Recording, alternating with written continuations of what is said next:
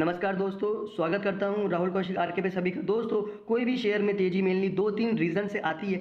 या तो company strong profit कमा रही है, या तो कोई न्यूज़ ऐसा आया है जिससे इन्वेस्टर अचानक जाग गए हों। पिछले 5 महीने में रियल एस्टेट कंपनीज के शेयर में भारी तेजी है। निफ्टी रियल एस्टेट इंडेक्स में 56% की ग्रोथ रिकॉर्ड किया है, जहां पे निफ्टी 50 ने सिर्फ 25%। ये तेजी शुरू हुई थी तब जब महाराष्ट्र सरकार ने स्टैंप ड्यूटी रेट्स को कम कर दिया था, यानी ये तेजी न्यूज़ ड्रिवन थी। लेकिन 5 महीने की ग्रोथ मेंटेन करने के लिए सिर्फ न्यूज़ ही काफ़ी नहीं होती दोस्तों।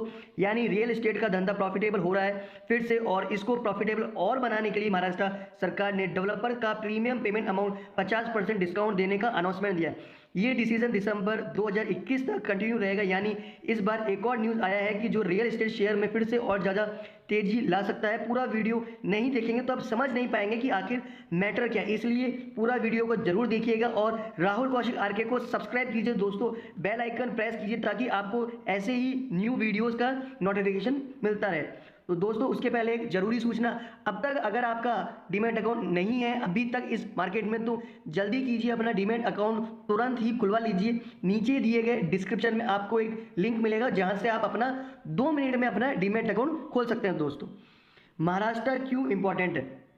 अगर आप सबको पता हो कि मुंबई में प्रॉपर्टी रेट सबसे ज़्यादा है इंडिया में, और इसीलिए इंडियन रियल एस्टेट में महाराष्ट्र एक बहुत बड़ा रोल प्ले करता है। सिर्फ मुंबई ही नहीं, मुंबई से लगे पुणे, नासिक, लोनावला जैसे और भी कई सारे हिल स्टेशन हैं जहां पर प्रॉपर्टी रेट्स देश के बाकी शहरों से बहुत ज़्यादा है, और इसीलिए यहाँ पर रियल एस्टेट डेवलपर्स की नज़र हमेशा से लगी रहती है। महाराष्ट्र के बड़े रियल एस्टेट प्लेयर में से कुछ हैं गोदरेज प्रॉपर्टीज, ओबराई रियल्टीज, सनटेक्स, महाराष्ट्र और कोटल पाटिल। इन सब के लिए महाराष्ट्र गवर्नमेंट ने सबसे अच्छा स्टेप लिया था 2020 के अगस्त में, जब स्टैंप ड्यूटी रेट्स को कम कर दिया था। स्टैंप ड्यूटी को 2% दिसंबर 2020 तक और 3% मार्च तक 2021 तक इसको कर दिया था। इस स्टेप की वजह से पिछले 5 महीने में रियल एस्टेट कंपनीज के शेयर में बहुत अच्छा मुनाफा कमा के दिया है और अपने इन्वेस्टर को। और उसके साथ साथ ही जनवरी 2021 में महाराष्ट्र सरकार ने डेवलपर्स के प्रीमियम में 50% का डिस्काउंट देने का अनाउंसमेंट किया है। ये डिस्काउंट दिसंबर 2021 तक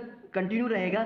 इस अनाउंसमेंट के बाद महाराष्ट्र में नए प्रॉपर्टी खरीदने पर स्टैंप ड्यूटी ऑलमोस्ट 0 के बराबर हो जाएगा। ये नए होम ऑनर्स के लिए भी अच्छी बात है और इससे न्यू बुकिंग बढ़ेगी। लेकिन क्या ये news based prediction long term तक सस्टेन कर पाएगी? क्या ये होम बायर्स के पास ऐसे कम होने देगा? मुंबई और इंडिया में इन्फ्लेक्टेड हाउसिंग प्राइस के इशू को बाईपास कर पाएगा? इसको समझने के लिए थोड़ा सा डिटेल में बात हम करते हैं, तो नेक्स्ट पार्ट जरूर देखिए। हाउसिंग मार्केट क्या है परेशान?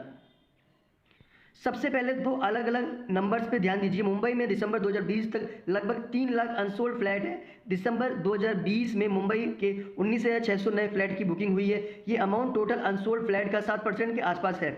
इसके साथ अगर अंडर डेवलपमेंट वाला फ्लैट को रखें तो अनसोल्ड फ्लैट का नंबर और भी ज़्यादा होगा। इतने ज़्यादा अनसोल्ड फ्लैट आखिर क्यों है? क्योंकि ओवर प्राइस होम्स मुंबई के जिन लोकेलिटी में सबसे ज़्यादा ऑफिसेज, वहाँ पर ये स्क्वायर फीट एरिया का प्राइस 10 से 12,000 इंडियन रुपीज़ है। यानी एवरेज 450 स्क्वायर फीट का ठीक ठाक का फ्लैट तकरीबन 1 करोड़ से लेके 80 लाख तक का आता है। ये प्राइस डिपेंड करता है लोकेशन के ऊपर। जितना शहर से दूर उतना कम दाम, उतना ज़्यादा ट्रैवल, उतनी ज़्यादा भीड़ और उतना ज़्यादा ट्रैफिक। ये सिर्फ मुंबई का ही नहीं, पूरे देश के रियल एस्टेट और हाउसिंग प्राइस इन्फ्लेक्टेड है और ऐसा ही रहता है। चाहे कितनी भी फ्लैट खाली क्यों ना हो, ये प्राइस कभी नीचे नहीं आती। और एवरेज सैलरी का ग्रोथ पिछले 5 सालों में 12 से 15% ही है, वो भी सिर्फ गिने चुने कॉर्पोरेट में। यानी एवरेज मिडिल क्लास सैलरी है 45 से 60 हज़ार मंथली। अब इतनी सैलरी में आदमी घर खरीदना या फिर खाना खाएगा? ये एक बहुत बड़ा इनइक्वलिटी है जो सिर्फ प्रीमियम कम करने के लिए ही काम नहीं होगी। प्रीमियम कम करने का शॉर्ट टर्म में कुछ घर बिकेंगे, सैलरीड क्लास फेस्टिव बोनांजा और न्यू ईयर न्यू होम का रेजोल्यूशन ये चलता रहेगा, फ्लैट बुक करेगी। लेकिन जो प्रॉब्लम है वो कम नहीं होने वाला। यूएसए में 2008-9 में जो फाइनेंशियल क्राइसिस था उसके पीछे सबसे बड़ा हाथ था housing and real estate industry. वहाँ पर मोर्टेज सिस्टम चालू था और अभी भी है।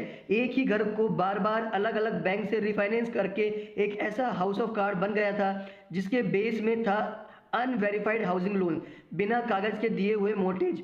इंडिया में हाउसिंग लोन्स अभी भी पेपर्स एंड डॉक्यूमेंट चेक करके ही दिया जाता है। लेकिन अगर थोड़े दिनों में ऐसा कॉल्स या मैसेज आपको आने लगे कि बिना वेरिफिकेशन आपको हाउसिंग लोन्स मिलेगा 30 से 50 लाख का, तो समझ लीजिए ये कोलैप्स से पहले स्टेज में हम एंटर करेंगे। ये कुछ नई या बड़ी बात नहीं है। आज आपको मोबाइल में मैसेज तो आते ही होंगे बिना वेरिफिकेशन के 2 लाख वाले पर्सनल लोन, जिस पे 18 से 25% तक के इंटरेस्ट चार्ज करते हैं। अगर आप इन्वेस्टर हैं तो पूरे मैटर को अच्छे से आपको समझना पड़ेगा।